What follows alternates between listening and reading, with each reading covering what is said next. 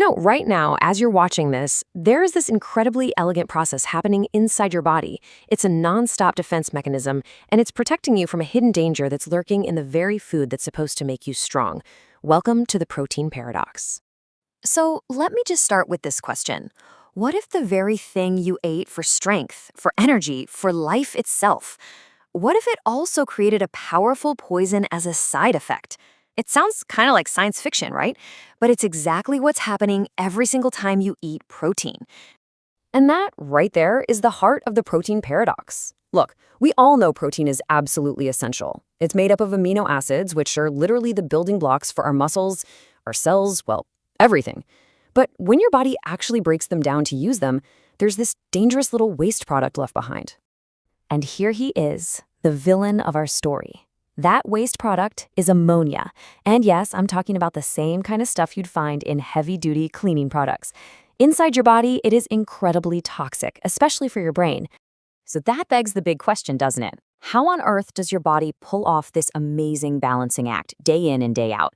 How does it get all the incredible benefits from protein while safely getting rid of this metabolic poison? Well, the answer is a brilliant multi-step plan. Okay, so the first part of this plan is this really clever bit of biochemical footwork. I like to think of it as the nitrogen shuffle. Before your body can even think about neutralizing the problem, it has to move it to the right place. And it has to do it without causing any chaos along the way. This whole shuffle really comes down to two critical moves.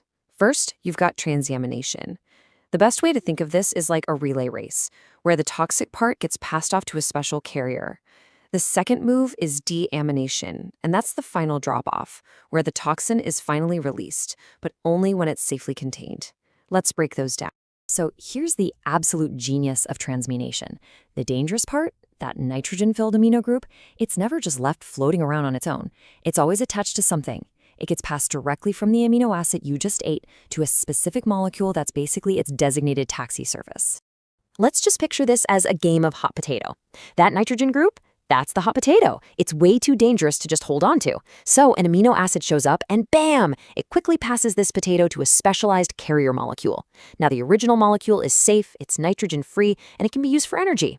Meanwhile, that carrier zips off, safely transporting the dangerous package to a secure facility.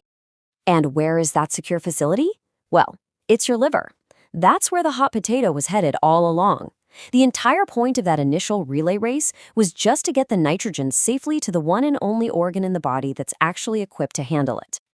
Once it's safely inside the liver, that's when deamination happens. The name pretty much says it all. Deamination. You're literally removing the amino group.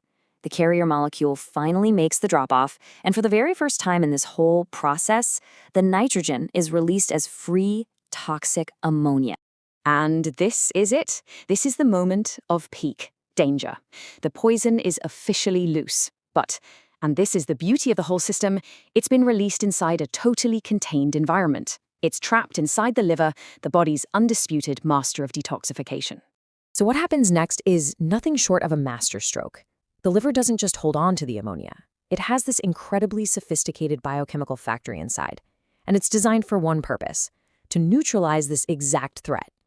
This amazing process is called the urea cycle. I mean, the transformation that happens here is just remarkable. On one hand, you have highly toxic ammonia, a real danger to your brain, and the liver takes it and converts it into urea. The difference is just night and day. Urea is totally non-toxic, it dissolves in water, and it's super easy for your kidneys to get rid of. It's a complete chemical makeover, turning a poison into a harmless waste product.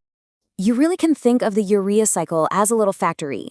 The raw materials going in are toxic ammonia, a bit of carbon dioxide, and some cellular energy. The factory whirs into action, and what comes out on the other side? Harmless urea and a little bit of water.